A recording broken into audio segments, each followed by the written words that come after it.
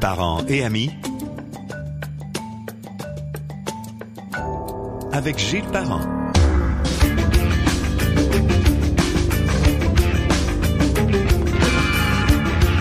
Bienvenue sur Parents et amis. Aujourd'hui, j'ai très content, je sais pas, j'ai un petit feeling le fun, c'est quelqu'un à qui j'ai pas parlé depuis plusieurs mois et je vois qu'il se ramène dans l'actualité, je me suis accroché là-dessus, je dis faut que je lui parle. C'est un athlète olympique qui est devenu homme d'affaires, commentateur, analyste, animateur et maintenant auteur tant qu'à faire. Beaucoup de talent quand même pour une seule personne. Bonjour Dominique Gauthier, comment vas-tu?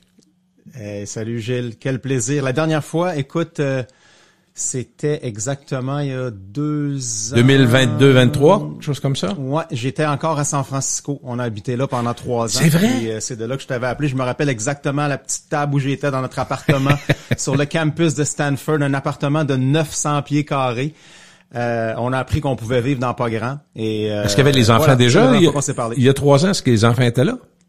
Oui, les enfants étaient là. On a déménagé toute la famille pour aller vivre cette expérience-là avec Jennifer, ma conjointe, qui elle faisait un programme de MBA, là, une espèce de MBA executive là, qu'on fait des fois en cheminement de carrière. Ah oui? Donc c'est tous des adultes là, donc je pense que la moyenne d'âge du groupe c'était genre 35 ans là. Fait que c'est du monde qui veulent changer de carrière, augmenter leur carrière, puis nous ça fut une expérience. Ben oui, faut que tu m'en parles 2 secondes parce qu'on va parler de ton livre, on va parler de ce qui se passe, on va mettre à jour les potins puis les informations, les Olympiques s'en viennent à Milan, tout ça.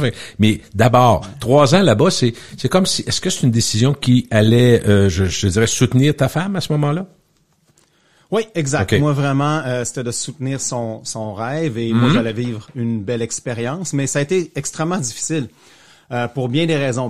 L'année qu'elle faisait son MBA, j'étais le parent là, monoparental pendant 1 an.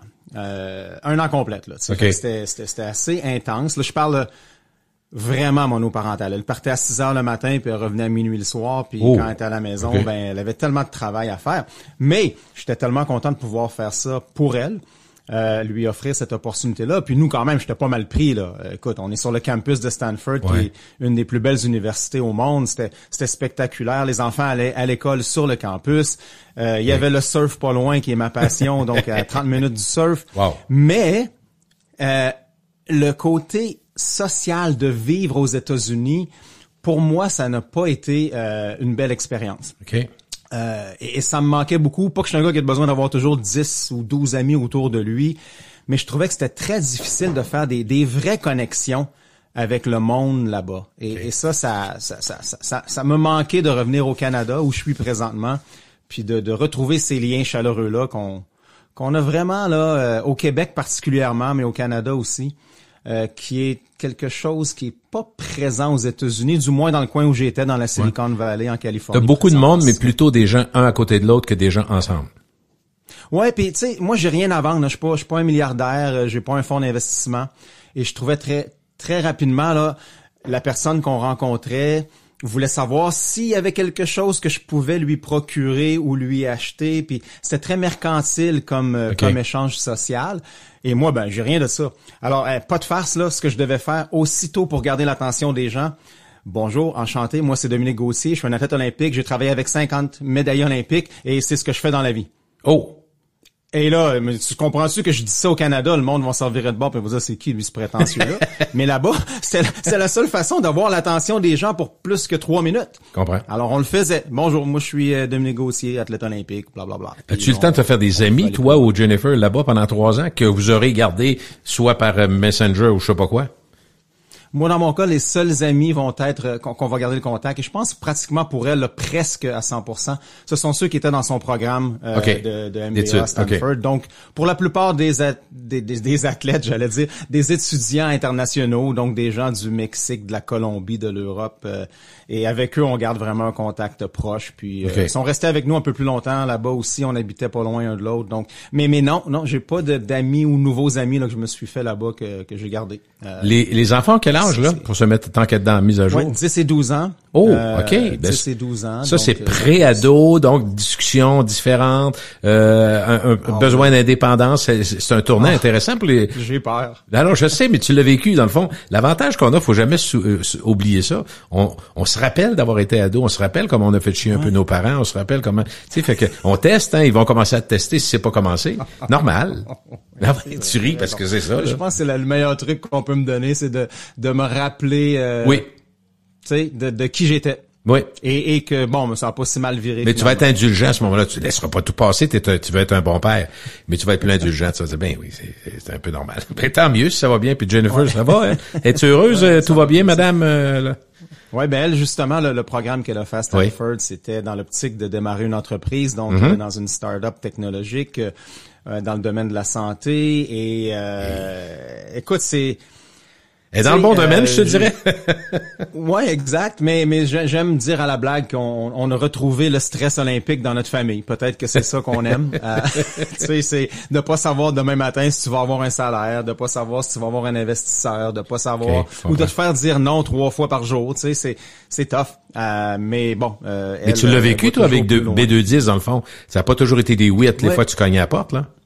Non, exact. Et c'est une des choses les plus difficiles dans la vie, je trouve, de se faire dire non, mais de continuer. Et ça, tu vois, ben là, il les prépare à ça. Ils disent, regarde, quand vous allez démarrer votre entreprise, là, vous allez avoir 97, 98 non avant d'avoir un oui, là, à moins d'être extrêmement chanceux. Donc, faut, comme on enseigne aux athlètes, puis tu vois, qu'on va faire des liens avec le livre. J'en parle un peu là-dedans. Je trouve tellement que le sport, c'est l'école de la vie. On nous apprend justement à vivre à travers les échecs et à grandir à travers tout ça, plutôt que de se recroqueviller d'une petite boule puis de vivre une dépression à chaque fois qu'on se fait dire non ou qu'on vit un échec. Oui.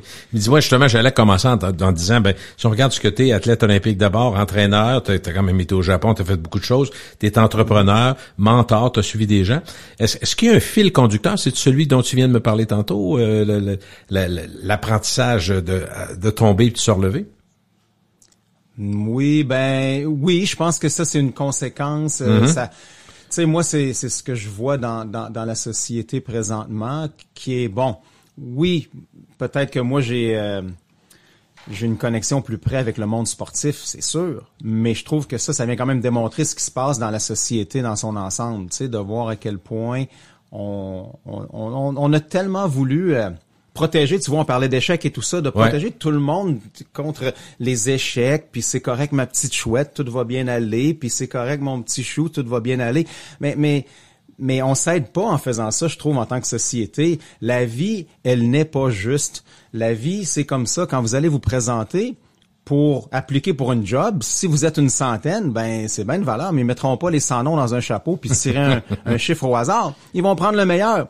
Et donc, il y en a 99 qui vont passer de là, qui vont être déçus, qui vont vivre un échec. Mais si on les a pas préparés à ça, ben on leur rend pas service. Donc, je dis pas de pas aider ces gens-là qui en ont besoin. Au contraire, c'est justement ce que je voudrais, c'est que ceux qui en ont vraiment besoin, qu'on les aide, mais qu'on n'a pas besoin d'amener tout le monde vers le bas pour protéger ces gens-là. Au contraire. Donc, c'est un peu... C'est le point de départ de ton livre, dans le fond. Mon idée d'écrire. Ben oui, je le vois, là. C'est sûr sur ça que toi, tu dis, parce que c'est un constat que tu fais, jour après jour, semaine après semaine, mois après mois, année après année, dans le fond.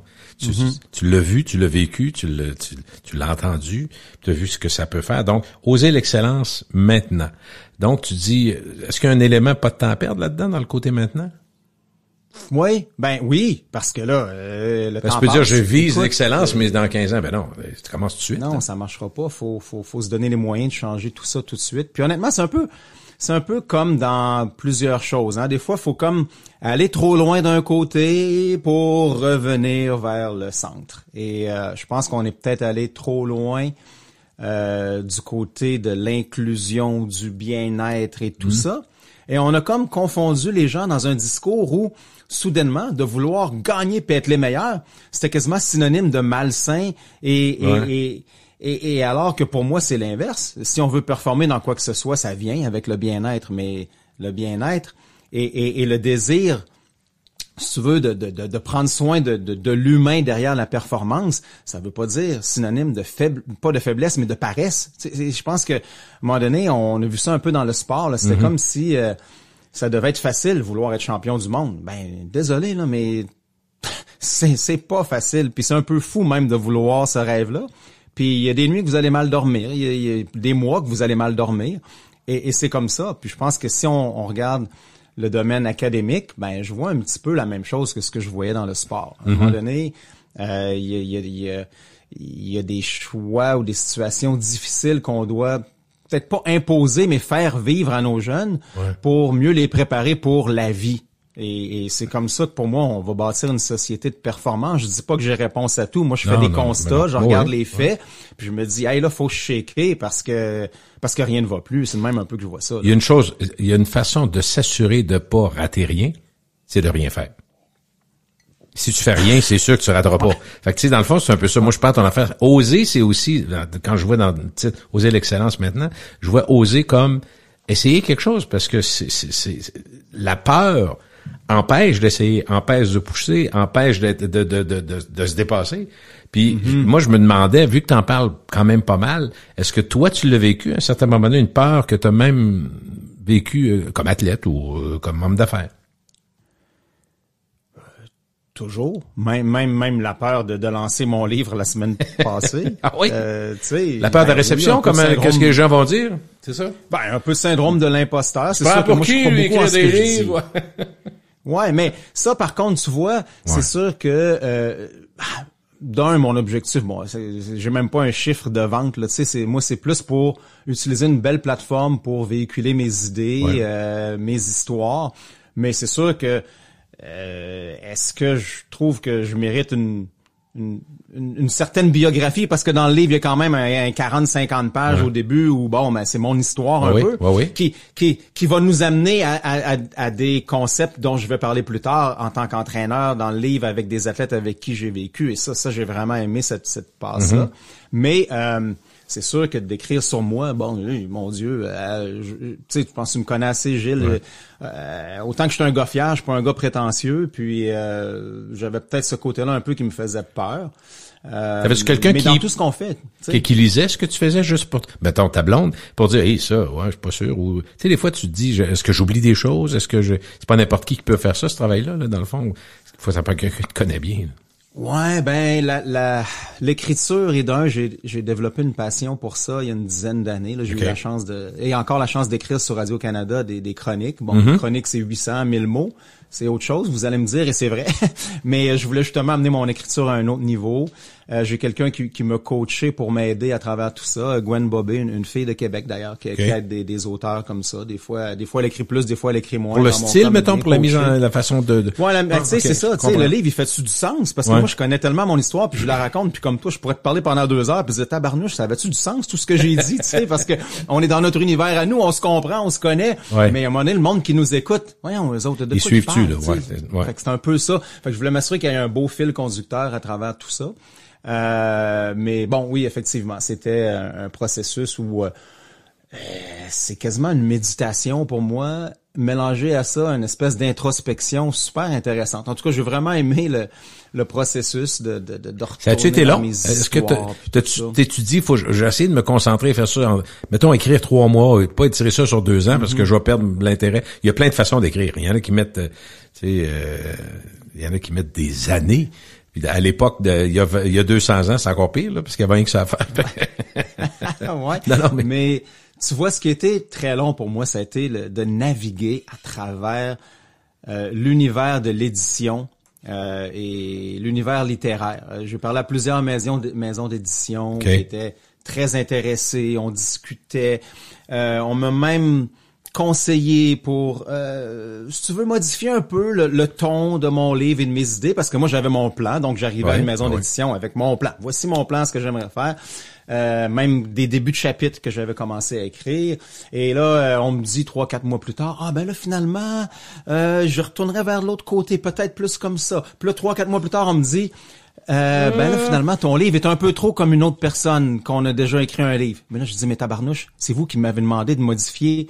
Et là, j'ai tellement modifié que je suis rendu trop comme un autre. C'est ce que vous me dites. Là, j'ai perdu 1 an et demi là-dessus. Ce que j'aurais voulu, c'est sortir ce livre-là avant les Jeux de Paris. Donc, tout ça, ça m'a un peu découragé. Et c'est après les Jeux de Paris de l'été dernier que, justement, Gwen m'a contacté et elle me dit, Dom, Puis on avait une amie en commun à l'époque. Elle me dit, tu te souviens-tu de moi? Elle dit, hey, je te regardais à la télévision, puis j'aimerais ça écrire un livre avec toi. Pour toi, sur toi. Là, je dis, ben là, Gwen, c'est drôle que tu me contactes à ce moment-là. Et bon, là, je lui ai expliqué. Donc, moi, je veux écrire, j'ai pas besoin d'avoir juste on dit en anglais un ghostwriter, là, quelqu'un qui écrit tout pour toi. Mais elle m'a tellement coaché là, comme il faut là, chaque semaine. Une fois qu'on a dit go, là, ça a pris 3 mois, c'était fini. Et après ça, bon, correction, édition, là, ça prend plusieurs semaines. Et par l'entremise également de Gwen, j'ai été mis en contact avec Sylvain Harvey des éditions Harvey de Québec. Lui avait écrit des livres pour Marc Durand de Québec. Donc là, j'appelle Marc, mon ami. Je dis Marc, on se connaît depuis qu'on travaillait à l'époque à TQS là et ensuite Radio-Canada. Et Marc il me dit ben oui, Sylvain, super maison d'édition, ils vont être bons pour toi, blablabla. Et là, bon ben c'est ça. Fait que disons que quand j'ai dit go, ça a pris 5 mois, le livre était terminé là en impression. Donc, est-ce qu'il sort en anglais et en français? Ouais, là on a fait les deux. Okay. J'ai quelqu'un qui m'a aidé, un ami de la famille qui est très bonne en anglais et elle m'a aidé là pour faire ça. J'allais le faire par moi-même et là à un moment donné là, je l'ai traduit dans mes mots, mais après ça, elle a tout corrigé. Donc, je vais le sortir en anglais et en français parce que veux pas. Tu sais, le monde, des fois, me dit pourquoi t'écris un livre? Ben, il y a plusieurs choses. 1, parce que j'ai la passion du livre. 2, parce que je voulais partager mes philosophies, mes idées et mes réflexions dans la société. Et de 3, veux pas, c'est quand même une belle carte de visite. Je suis pas là à vous mentir et vous dire que je le fais pour me retrouver en librairie, ce que j'espère, ben, où je suis présentement, c'est cool. Mais, tu sais, pour sortir du Québec, je suis pas très connu. Je suis très connu au Québec. Ben, très connu. Je suis quand même bien connu au Québec. Mais, j'ai pas de notoriété vraiment à l'extérieur du Québec où j'aimerais que le livre fasse écho énormément pour pouvoir me donner un plus gros microphone du côté anglais du reste du pays. Donc, ça va me servir. Je donne des conférences en entreprise et tout ça. Donc, ça donne une notoriété et une certaine crédibilité qui va me servir pour ce que je vais faire à l'avenir, c'est sûr. Est-ce que tu comptes, parce que là, bon, ça s'en vient aux Olympiques, tu comptes continuer avec Radio-Canada, CBC? Ben, c'est pas toi qui décides tout le temps, mais j'imagine que ton intérêt est là, mais t'es bon, t'aimes ça. Puis écoute, on te voit aller, puis je me disais, pour être un Kerman au complet, t'es rendu là, t'es à l'aise à ce point-là. Ben, et merci, venant d'un de mes idoles médiatiques, je le prends avec mais c'est sérieux, je suis sincère. Là. Mais tu sais que j'invente rien, on se parle, on se dit vraies affaires. Là. Quand tu passes comme une balle, là, c'est facile. Ben, merci. Ben, c'est pas facile, je veux pas t'enlever le mérite. Là. Ben, tu sais, j'ai jamais douté naturellement de mes connaissances techniques. Il y a pas personne qui connaît le sport olympique plus que moi, donc ça m'inquiète zéro. Tu sais, on me dit bobsleigh puis je peux partir pendant 4 minutes là. Tu sais, ça c'est sûr. Mais ou ski de fond, ou n'importe quoi. Et là, j'ai vraiment un rôle de rêve, celui que j'espérais depuis longtemps, parce que j'avais collaboré avec elle lors des Jeux de Sochi en 2014. J'avais vraiment aidé, sauvé presque France Baudouin lorsqu'elle avait fait les bons baisers de Sochi pendant les Olympiques. Puis elle m'avait toujours dit, elle dit, toi là, elle dit, je t'en dois une puis une autre, puis j'espère un jour que je vais pouvoir te le redonner puis qu'on travaille ensemble. Ben là, ça va se passer. On co-anime le show de soirée. Wow. Moi et elle. Et là, je trippe Gilles comme un fou parce que là, j'amène... Ben là, tu vois qu'on parle de oser puis prendre des risques. Là. Ben là, oui, je connais mon expertise, mais là, je me ramasse un peu au niveau... co-animateur, faire ce que tu fais là, mener des entrevues, envoyer des images, Tu joues pas mal plus large que le sport. Tu vas jouer plus large que le sport. Là. Oui, tu fais effectivement un rôle d'animation. D'animation aussi. Oui, puis je le fais avec celle que je considère probablement la meilleure au Québec. Elle est très, très bonne. Ce qui est rassurant en même temps, puis c'est tellement une bonne personne. Je le sais que, tu sais... je serai jamais mal pris avec elle en ondes, elle va toujours être capable. Mais je vais te faire un aveu sur elle, parce que tu sais peut-être pas, mais ça va être intéressant pour les auditeurs et auditrices qui nous entendent. France Baudouin, je suis allé à l'émission, à un moment donné, il y a eu en direct de l'univers de l'univers? Sur Alain Crête. Évidemment, comme je suis un ami d'enfance d'Alain, Charles Perrault était là aussi, on était 4-5 gars qui sont allés chanter Sweet Caroline comme dans un stade de football. Fait que pour faire rire Alain, puis il savait pas qu'on était là puis tout. Mais écoute, quand on a fait cette émission-là, ça fait pas 1000 ans, là, mettons, ça fait une dizaine d'années. Qu'on a fait ça, puis on est allé, on a les enregistrements, blablabla, on fait ça. À l'après la prestation d'Alain puis la soirée qui est enregistrée puis tout ça, France Baudouin vient me voir, elle dit Gilles Parent, elle dit faut absolument que tu me donnes des cours, que tu T'es tellement bon. Moi, je la trouvais déjà très bonne, tu comprends? Mais c'est très drôle de voir. Donc, je suis pas en train de te dire que mais elle était pas 100% sûre. Puis moi, je sais pas, je veux que tu m'en parles en termes sportifs aussi.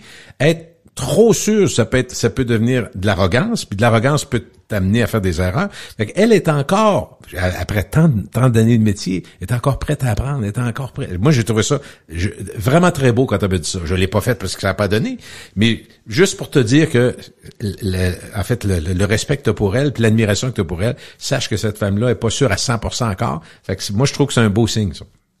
À 100%. Cette humilité-là, ouais. Je le ressens. Puis là, je le vois aussi avec elle lorsqu'on tombe du côté plus technique, sportif de la chose. Ben là, tout de suite, tu sais, elle est pas là à essayer de prétendre que c'est non, tout, ou même faire semblant de non. Okay, c'est quoi ça, lui? Ça veut dire, c'est parfait. Dites-moi là, tu sais. Ben oui. Puis ce que j'adore, vu qu'on parle de elle, puis oui. Lui lancer un peu des fleurs encore parce qu'elle le mérite. Écoute, je la vois dans son bureau là quand je vais à son bureau à Longueuil de temps en temps là. C'est fou l'amour qu'il y a dans ce bureau-là pour tous les gens qui y travaillent là, autant la madame qui s'occupe de la cuisine que l'équipe qui travaille sur je sais pas quelle émission, puis tout le monde a de l'air tellement à triper, là, se promène, elle va les voir. Tu sais, quand tu parles d'un bon leader, là, ouais. Pour qui les gens ont envie de se défoncer puis aller à la guerre, pour elle, là, ben c'est ça qu'elle a créé. Pamplemousse Média, là, c'est un endroit que si je travaille dans le milieu, là, je peux te dire, c'est là que je voudrais travailler, c'est sûr. Hey, en écrivant ton livre, t'en es-tu venu à te dire, Dominique, que qu'est-ce qui t'a marqué le plus, ce qui a façonné le plus ta vie? T'es pas au bout de ta vie, là, mais est-ce que c'est ton rôle dans le sport, ton rôle comme athlète, donc, plus comme entraîneur? Puis écoute, ça peut être comme père de famille aussi, mais je veux dire, ce que t'es devenu, ce qui t'a charrié, c'est lequel? Est-ce que t'es capable d'identifier une étape ou une étincelle ou un moment ou, je sais pas, un titre comme entraîneur, par exemple? En fait, oui, c'est vraiment le coaching, entraîneur. Ah oui? Une passion que j'ai découvert, que j'avais un peu comme l'écriture. Là, je savais pas que j'avais ça en moi, puis je l'ai découvert il y a 10 ans. Ben le coaching, et je l'explique un peu dans mon livre, c'était pareil. La première journée que j'ai coaché, j'ai fait ça c'était en moi. Puis tu sais, quand j'étais un athlète, autant que c'est un sport individuel que je fais, le ski de boss, j'étais quand même un espèce de capitaine naturel là, parce que bon, je gérais un peu l'équipe, j'essayais d'aider tout le monde. Je me suis rendu compte que entraîneur, là, le lien commun avec tout ce que je fais dans la vie présentement puis que j'aime vraiment, qui me passionne, c'est d'aider les gens à être le meilleur qu'ils peuvent être. Ça là, c'est ce qui m'anime à tous les jours. Que je fasse une conférence en entreprise là, je te le dis, c'est sûr, c'est bien d'être payé pour faire ça. Mais jamais j'entre dans une salle puis je suis pas là sincèrement pour espérer avoir un petit impact sur les personnes qui sont dans la salle. Puis de le vivre comme ça en tant qu'entraîneur, ben de vivre les hauts et les bas avec un athlète à travers son cheminement olympique, il y a rien de plus satisfaisant, tu sais. Puis je le disais avant même d'avoir des enfants, je dis ça là, ça doit être la chose la plus proche qu'on peut faire que celui qui est d'avoir et élever un enfant puis de le voir réussir. Et je peux maintenant comparer les deux, puis je te dis que c'est sûr qu'on va toujours dire ben oui, c'est mes enfants qui sont le plus important, bien sûr, mais la satisfaction là que le jour J aux Olympiques, ça fait 7 ans qu'on le sait à quelle heure la performance va être, puis on fait tout pendant 7 ans pour que cet athlète-là soit au meilleur de ses capacités à 19 heures le soir, puis qu'il va y avoir 300 millions de personnes qui vont regarder ce moment-là.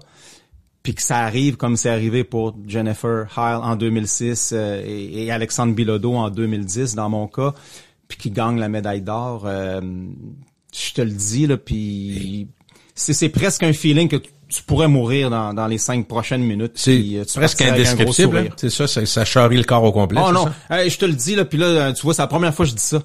Honnêtement, là, on m'aurait dit là 5 minutes après, Dom, garde, profite-en, dans 5 minutes tu meurs. On m'a dit parfait, ciao, bye, no problem, je vous aime, puis ce fut merveilleux. T'étais sur un high à ce point-là. Ah, pas de farce. Ouais.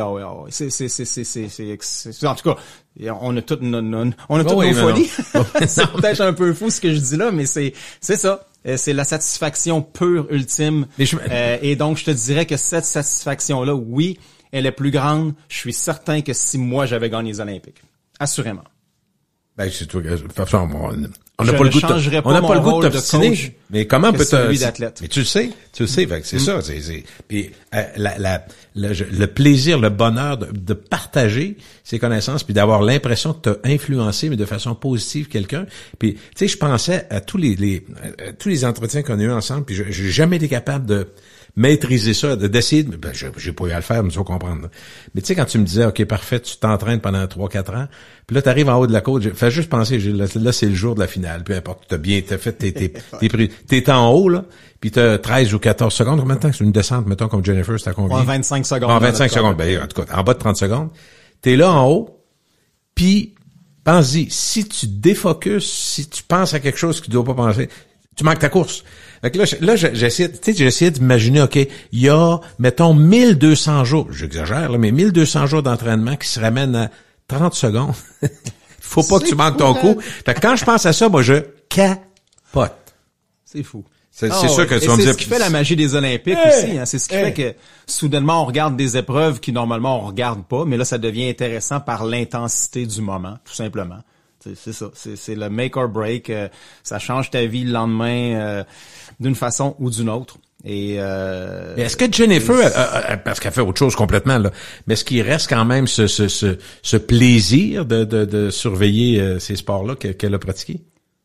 Oui, ben là tu vois, elle est chef de mission, donc elle est capitaine de l'équipe pour les Jeux de Milan-Cortina, ce qui est extraordinaire. OK, c'est vrai, j'ai vu ça. Bravo. Ouais. Puis c'est le moment est parfait pour elle. Justement, elle est assez détachée depuis sa carrière. Là, elle a pris sa retraite en 2011, mais pas trop non plus parce que elle est encore en contact avec le monde du sport par l'entremise de notre fondation B210, B210 qu'on parlait un petit peu plus tôt. Et ben pour elle, c'est il y a 20 ans justement exactement qu'elle a gagné sa médaille d'or en Italie. Et donc de pouvoir partager cette expérience-là, le lien était parfait parce que t'es allé en Europe souvent, Gilles, et en Italie, puis tu le sais, hein, et on le voit, je te le dis aujourd'hui. D'ailleurs, j'ai reçu des photos de quelqu'un qui est là-bas présentement. Là, c'est tout croche, il y a rien qui est prêt, mais quand le moment va arriver, les lumières vont allumer, puis pour nous qui vont regarder à la télévision, tout va avoir l'air parfait. Mais là, je te dis, c'est le chaos total. C'est le chaos italiano que j'appelle. Et Colin, oui, parce qu'ils ont déjà eu les jeux, là. C'est pas, ils peuvent pas dire qu'ils viennent d'apprendre ça, là. Mais non, c'est ça. Puis on y allait des fois 2-3 mois avant, puis on se disait, mais qu'est-ce que c'est ça? Organisation. Ouais. Donc oui, elle fait ça, puis ça lui permet de redonner elle aussi à ces athlètes-là un peu de mentorat. Là, le rôle du chef de mission, c'est un peu ça, c'est d'être un grand frère, une grande sœur, de venir conseiller, aider aux besoins. Puis si naturellement, comme c'est toujours le cas, lorsqu'il y aura des crises, lorsqu'on le souhaite pas, mais il y en a toujours des choses où là, c'est le chef de mission qui doit parler pour un peu, au nom des athlètes, pour venir les protéger de toutes, circonstances qui pourraient venir les déranger à l'entraînement ou en compétition. C'est un peu c'est un peu le bouclier des athlètes, dans le fond. On va revenir un petit peu sur le livre, parce que les thèmes, évidemment, ce dont on parle là, c'est des choses dont tu parles dans le livre, mais tu dis que la peur de l'échec et l'obsession du bien-être ont affaibli la culture de la performance.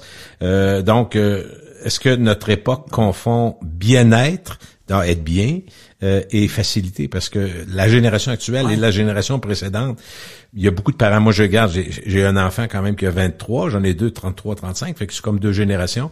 Mais on se rend compte que, finalement, je sais pas si on devrait faire ça, mais souvent on culpabilise en se disant, Christy, on les a peut-être trop aidés. Tu sais, en voulant bien faire, en se disant, écoute, on est moyen. Souvent, tu as des moyens parce que tu as moins d'enfants, tu as bien réussi, fait que tu peux donner un coup de main, fait que un coup de main ou deux, puis tu sais, je sais pas s'il y a un mélange des deux, puis en même temps, il y a des parents, écoute, dans ma question, il y a 1000 questions, mais je veux dire, cet élément-là social est tellement important. Je sais que tu t'en parles dans le livre, mais moi, je trouve ça majeur. Tu sais, je regardais juste les étudiants qui arrivent au cégep avec les fameux scolaires au Québec, là. C'est les parents quasiment qui se battent entre eux. Tu penses pas que mon fils est assez fort, ma fille est aussi bonne que la tienne, puis là, il y en a un qui rentre pas, l'autre, il rentre dans tel programme. Fait que, tu sais, il y a le désir des parents souvent dépasse l'intention et le désir des enfants. C'est fou, là. Mais je sais pas si c'est pareil dans le sport. Ça doit se ressembler, c'est la même société quand même. Oui, ben là, les parents fous, c'est sûr qu'il y en a dans le sport aussi. Il y en a partout. Et puis juste au hockey, là, on le voit dans tous les sports. Oui. Tu sais, pour moi, cette passion-là, cette drive-là, de vouloir se défoncer, que ce soit sur un terrain de soccer ou un terrain de basketball, Écoute, nous les parents, notre rôle, je pense que c'est d'ouvrir les portes, puis après c'est à eux d'y entrer là. Sinon ils en feront pas de carrière sportive, je vous le confirme. Il y a pas d'athlètes avec qui je travaille qui sont au plus haut sommet, ou n'importe qui dans la Ligue nationale qui était pas là par eux-mêmes, la Ligue nationale de hockey bien sûr, qui était pas là par eux-mêmes puis craqués par eux-mêmes. Donc les parents là. Un rôle de soutien, oui.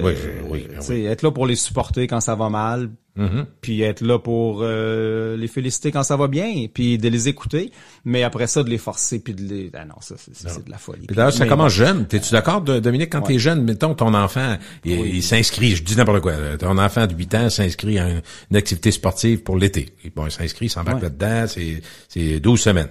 Puis là, après la deuxième semaine, je suis tanné. Probablement que tu vas lui dire, non, tu vas te rendre jusqu'au bout. Si l'an prochain, tu veux pas le faire, mais tu sais, ça part d'un principe de vie que même les générations avant nous, il y a 100 ans, 150 ans, les parents disaient, quand tu commences quelque chose, tu le finis, puis après ça, on verra.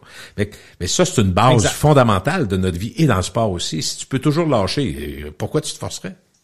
Non, exact. Ça, je pense que c'est la rigueur dont on parle, que moi, mes parents m'ont bien enseigné, puis je t'écoutais parler, puis c'est un peu les messages que je me souviens que mon père me disait. C'était ça. C'était, garde, tu commences de quoi, tu le finis. Après, tu verras si tu veux continuer. Mais l'engagement que tu prends, tu dois le faire, puis le faire le mieux possible. Tu sais, puis c'était pas de gagner, c'est pas d'être le premier, mais de te donner les moyens pour justement me donner le meilleur de toi-même et atteindre ton niveau d'excellence. C'est ce que je fais beaucoup allusion dans le livre. On a confondu excellence avec victoire, avec championnat, alors que c'est pas ça du tout. L'excellence, tu sais, elle vient définir quelque chose qui, selon les circonstances et les conditions, ne pouvait pas être meilleur. Et donc, c'est comme ça qu'il faut se juger et juger les autres. Est-ce qu'il y a tout fait pour être au meilleur de ses capacités? Et est-ce que les choses qu'il contrôlait, parce qu'il y a plein de choses qu'on contrôle pas, mais au moins les choses qu'on contrôle, est-ce qu'il les a vraiment maximisées, contrôlées? Okay. Après, le résultat, on le contrôle pas. Puis je parle souvent aussi de, tu sais, il y a des 4e places aux Olympiques qui sont synonymes d'excellence et il y a des victoires olympiques qui sont pas synonymes d'excellence. Il y en a. Et ça, c'est le même qu'il faut voir dans la vie, à l'école et au travail. Là, je parle sûrement à plusieurs employeurs qui nous écoutent présentement. Beaucoup de gens je le dis souvent, c'est ne jugez pas vos employés juste au résultat.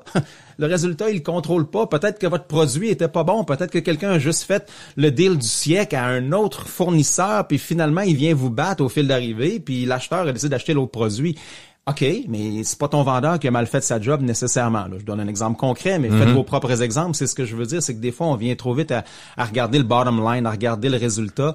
Puis c'est ce qu'on fait aussi même, tu sais, des fois dans le sport ou avec nos enfants dans le sport. C'est comme, il a pas gagné. Ben oui, mais peut-être que, tu sais, moi je le vis, là, mes enfants sont dans des sports d'équipe, le soccer entre autres, et le basketball, mais mon jeune en fin de semaine, là, il a joué une super bonne game, vraiment, là, mais ils ont perdu.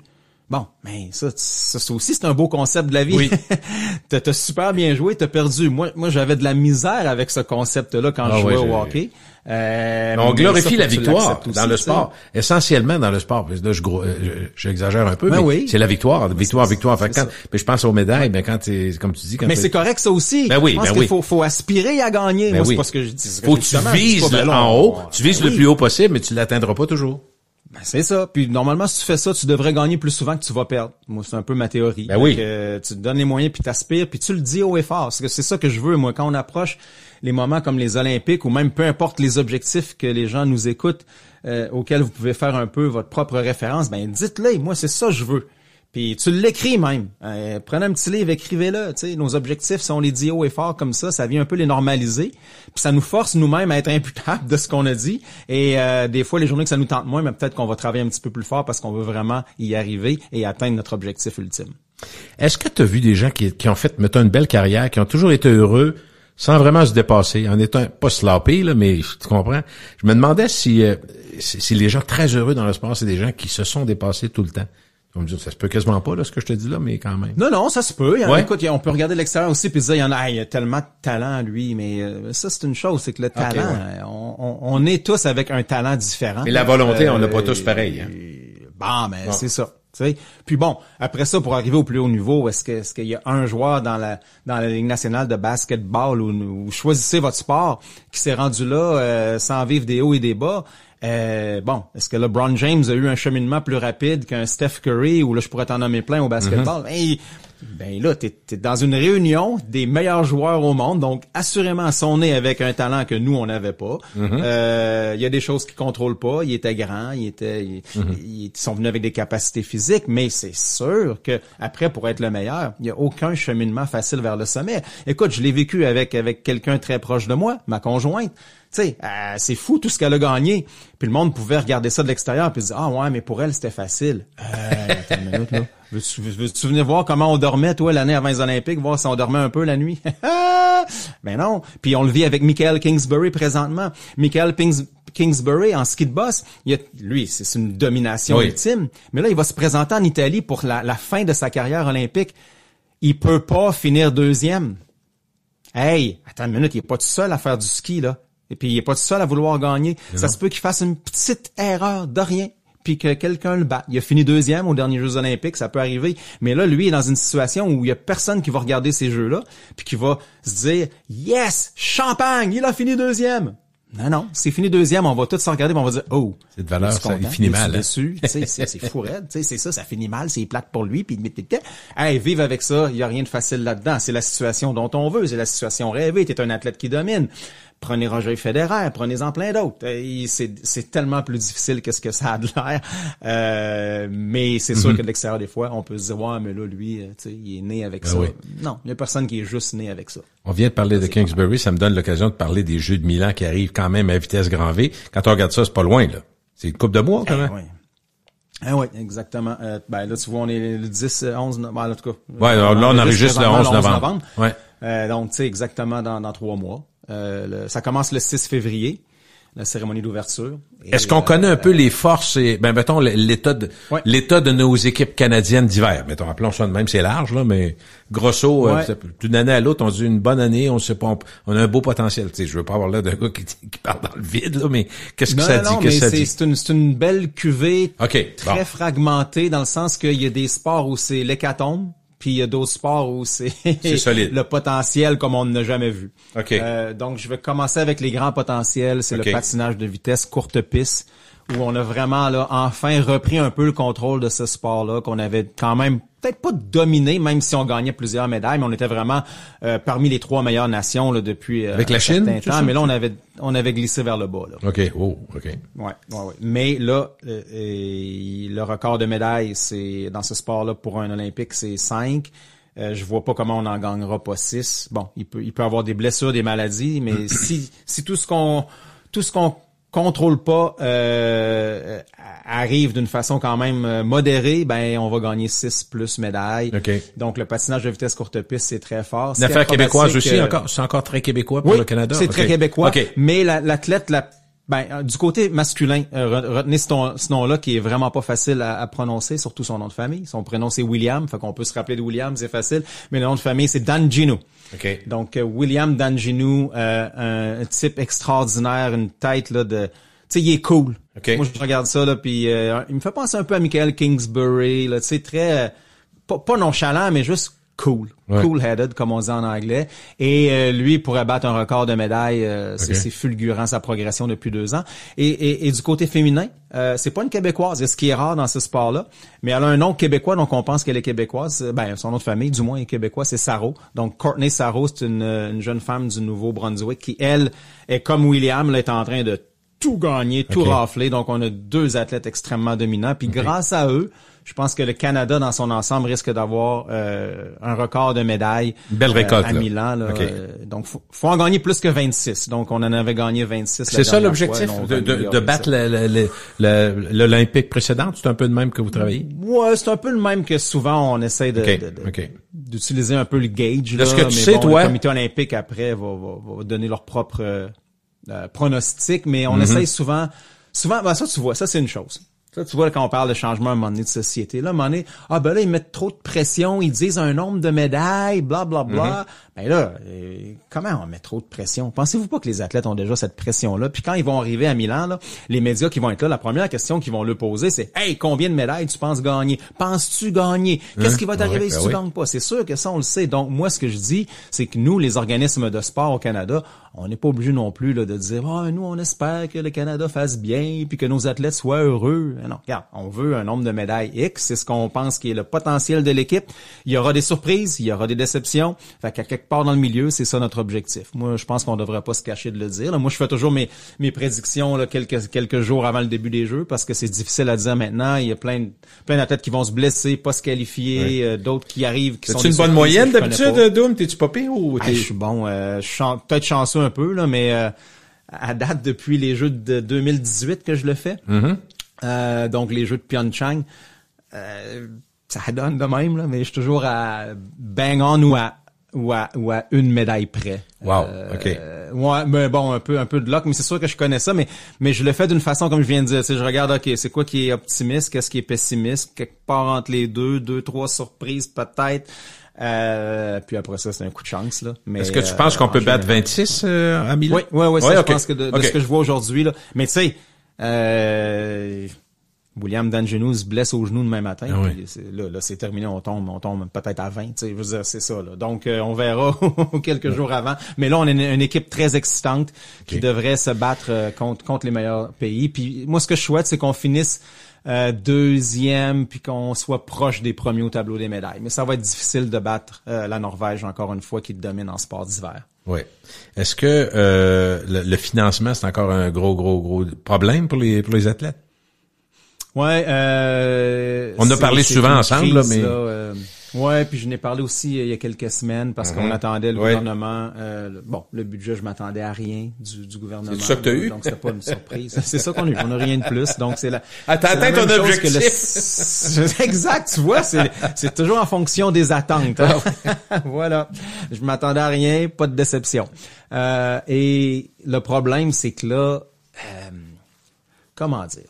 Là, quand on parle de budget, puis ce qu'on aurait de besoin pour garder le sport dans son ensemble. Je parle pas juste des champions olympiques, comment on peut mieux les supporter. Là, je parle du système sportif. Celui dont ceux qui nous écoutent, qui ont des enfants, des filleuls, des petits-enfants, qui font du sport, que ce soit du handball ou du basketball ou du ski. Je parle du système sportif. Présentement, on a besoin d'environ, et c'est ce qui est demandé par le Comité olympique canadien au gouvernement, faut venir augmenter l'enveloppe budgétaire de 140 millions. Là, le monde va dire, 140 millions. C'est parce que 140 millions, c'est rien dans un budget fédéral. Et ce 140 millions-là va permettre qu'on puisse garder nos structures sportives qui, elles, en bout de ligne, vont faire que vos enfants vont pouvoir accéder au sport un peu plus facilement, qu'il y ait des structures qui sont là, oui, pour la performance, mais oui aussi pour le plaisir de jouer puis de faire de l'exercice. Et si on a une société qui bouge et qui s'active et qui est fière, ben, on sauve-tu de l'argent dans le système de la santé? Moi, je pense que oui. Donc, $1 mis là va probablement nous en sauver. Je sais pas, j'ai pas la statistique, mais il va nous sauver un peu d'argent à long terme puis il va nous permettre d'avoir une société plus en santé, plus fière et plus performante. Donc, ça, c'est ce qu'on a de besoin. Là, présentement, les fédérations sont sur une pente descendante au niveau du financement. Pour vous donner une idée, c'est le même budget qu'ils ont depuis 2005. Ben voyons. Il y a rien qui a changé. Il n'y a pas eu une augmentation par rapport à l'inflation. Non, c'est le même montant depuis 2005. Alors vous connaissez c'est quoi la conséquence directe? C'est-tu personnellement les athlètes doivent trouver plus d'argent ou on forme moins d'athlètes? Exact.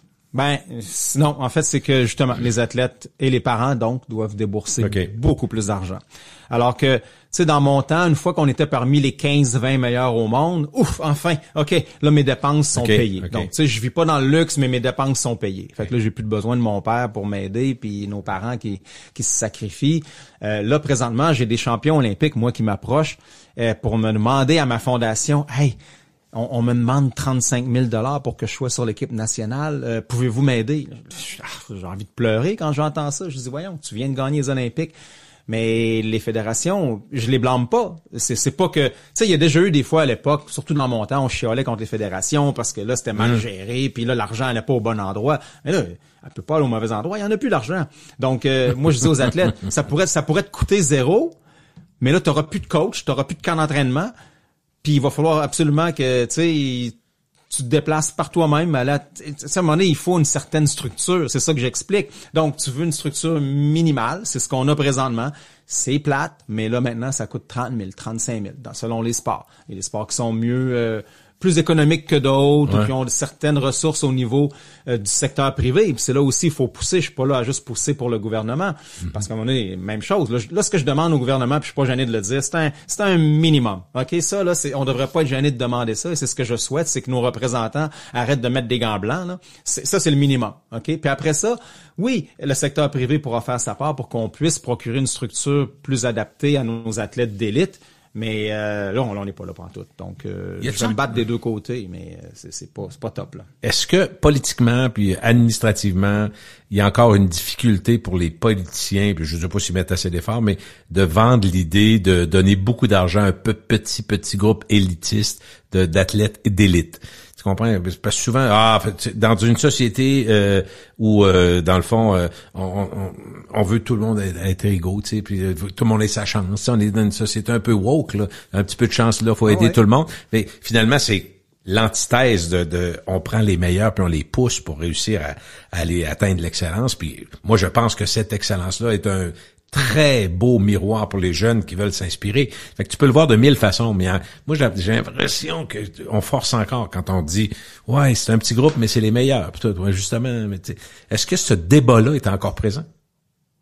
Oui, toujours. Puis pas toujours, mais oui. Et je pense que les Jeux de 2010 à Vancouver, c'était tellement rafraîchissant parce que toutes les années qui ont précédé et même les quelques années ensuite, tu sais, wow! Moi, c'est ce qui me faisait triper le plus, là. C'était de nous voir en tant que société puis de pas avoir peur de le dire haut et fort. On veut être les meilleurs. Le sport, ça donnait être le miroir d'une philosophie de pays, d'une société qui était unie comme jamais et vers un objectif commun. Puis cette aspiration-là à être les meilleurs, j'étais content de voir ça. La fierté ambiante, c'est sûr qu'on n'est plus là. Non, on est sûr, on n'est plus là. Mais écoute, platement parlant, tu es en train de me dire, si on recevait à nouveau les Jeux au Canada, probablement que l'argent sortirait, on ne sait pas d'où, mais il y en aurait. Es-tu d'accord?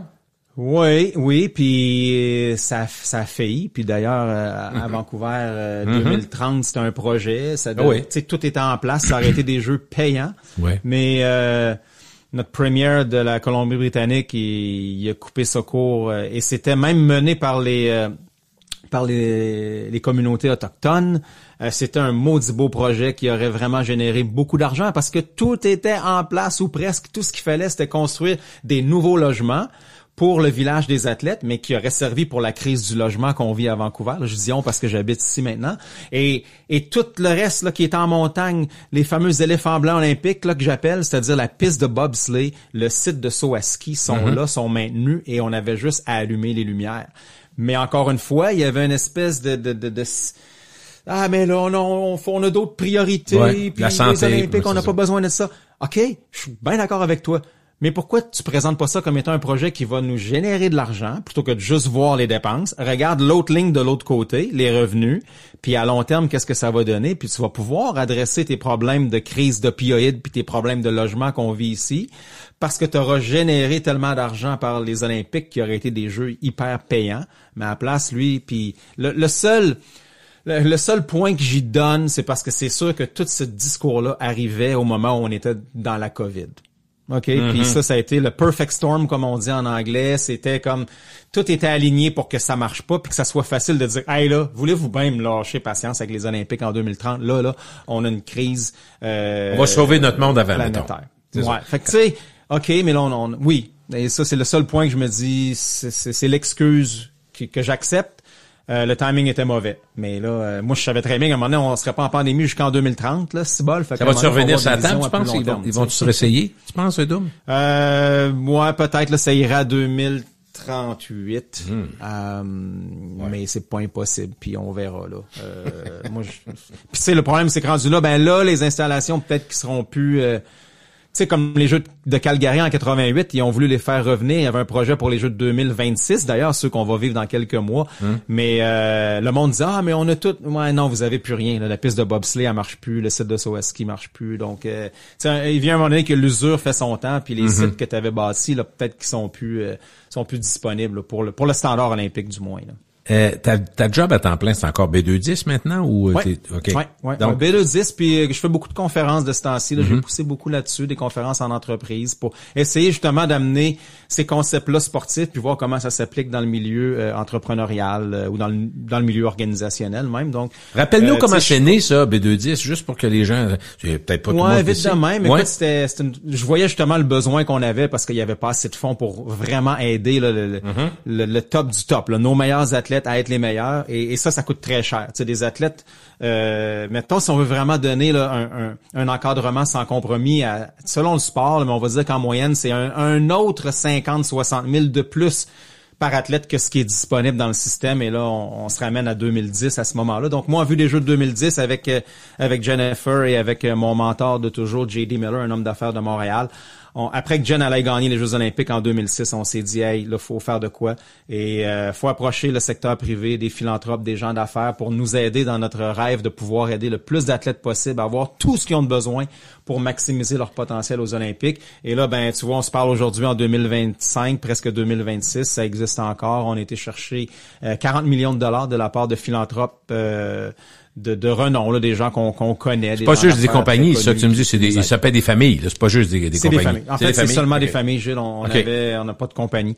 Tu sais, comme par exemple, je peux le nommer parce que c'est notre président, Stephen Bronfman. Oui. Ben, c'est Stephen Bronfman, là, sa fondation familiale, là. C'est pas l'entreprise Claridge, et même chose pour Power Corporation avec monsieur André Desmarais, c'est André Desmarais.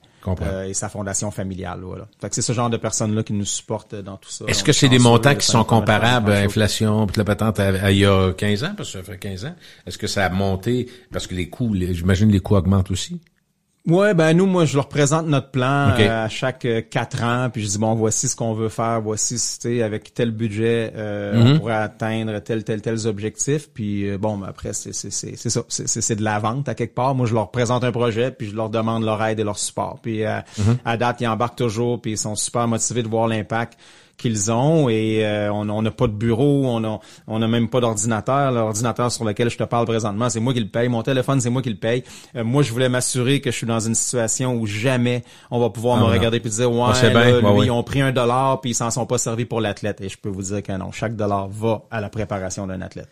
Comment vous mesurez le succès chez B210? C'est-tu en nombre de médailles, en développement humain, en étapes franchies?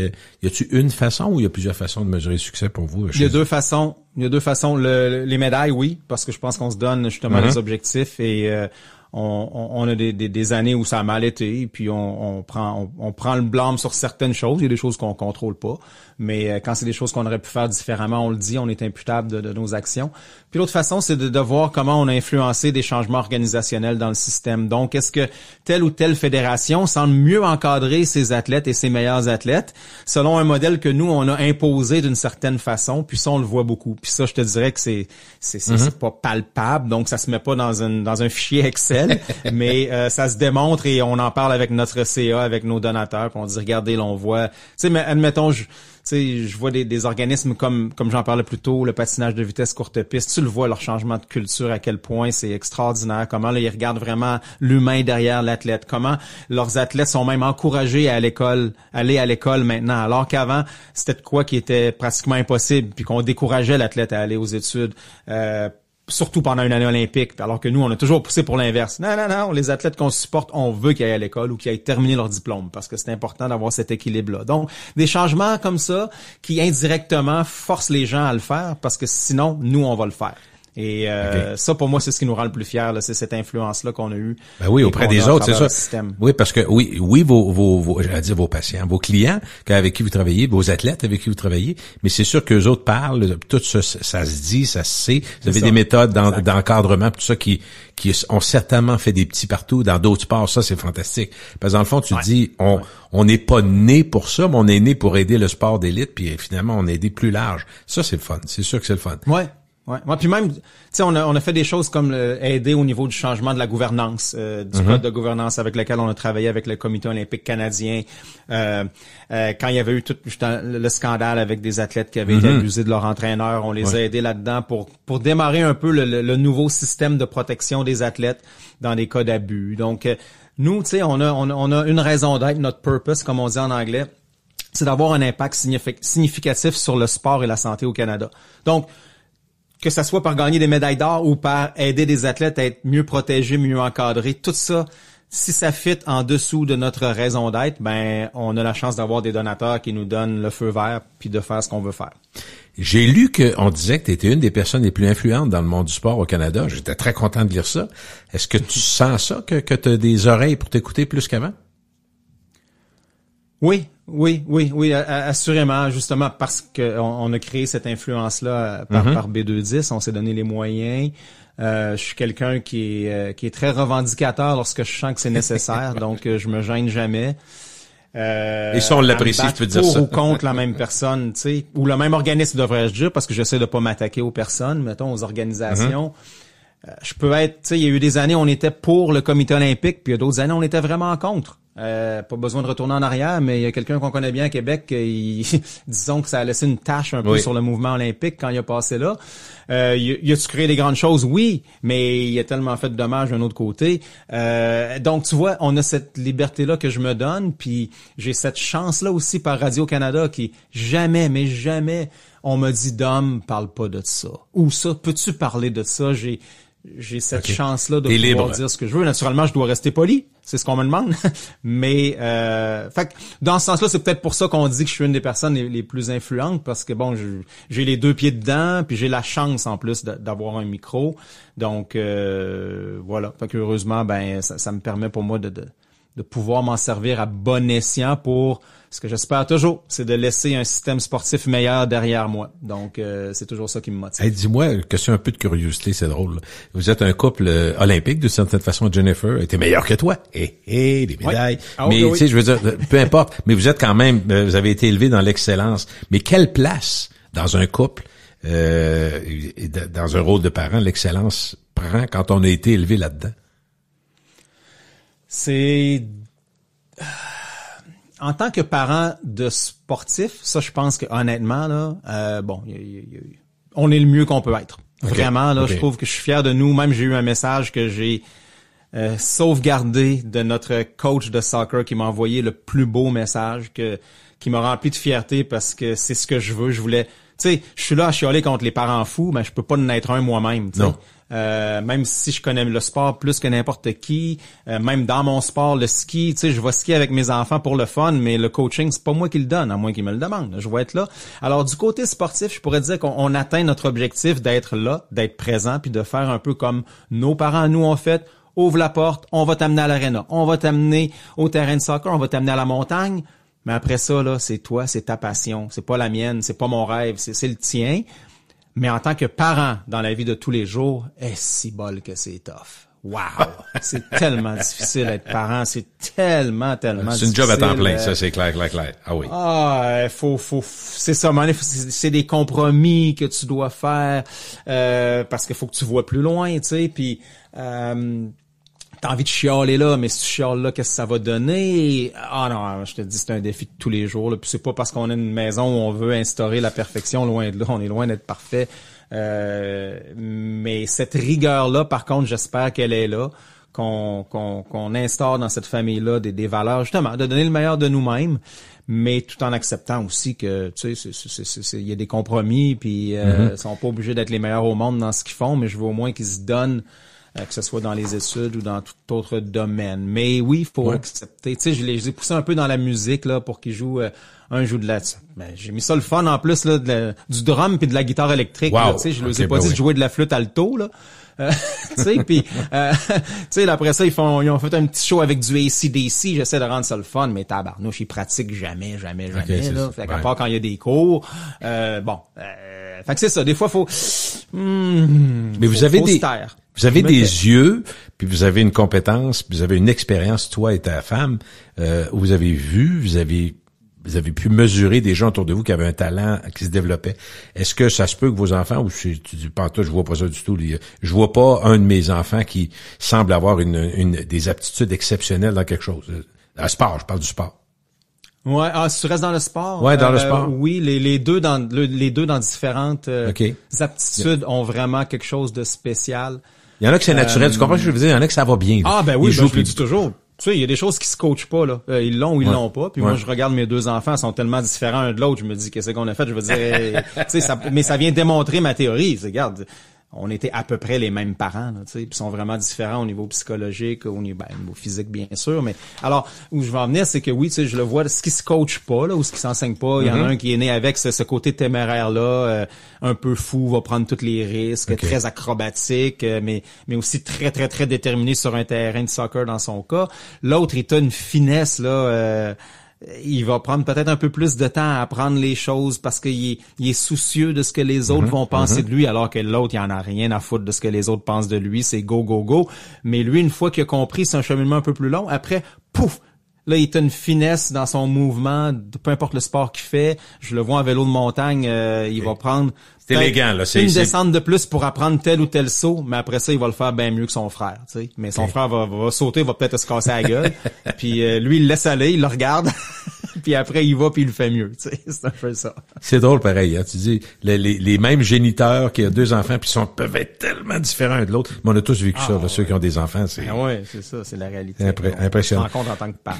Ben, on va te suivre donc aux Olympiques. Merci beaucoup d'avoir partagé avec nous autres. Le livre, bon, il est facile à trouver, j'imagine. En ligne aussi, est-ce qu'il s'achète en ligne? Il est pas mal partout. Ouais. Puis il y a une version là, électronique, là, je pense, sur certains libraires là, qui l'offrent en version Kindle sur Amazon, puis d'autres. Et tu marques Dominique Gauthier, ça va assez vite, le livre sort. Bang, je l'ai essayé sur Google, là, on cherche pas longtemps, je peux dire ça. Ah ben, tant mieux, tu vois, c'est bon signe. Mon éditeur, Sylvain Hervé, doit faire bien les choses. Ouais. Mais oui, écoute, je pense que c'est un bon... c'est un beau cadeau de Noël. Mais ce que je souhaite là-dedans, là, c'est ça. C'est que les gens se retrouvent d'une façon ou d'une autre. Je suis pas prétentieux de raconter que j'ai réponse à tout. Non, mais ça fait réfléchir. Ça fait réfléchir, c'est ça. C'est ce que je veux. Exactement. C'est ce que je veux. Puis chaque paragraphe a un peu une portion réflexion. Fait que je pense que ça aide les gens. Moi, je réfléchis puis je les invite à réfléchir avec moi. Donc, voilà. Sans prétention, mais en voulant avoir le plus d'impact possible. Merci, Dominique. Osez l'excellence. Merci, Gilles. Maintenant. Salut.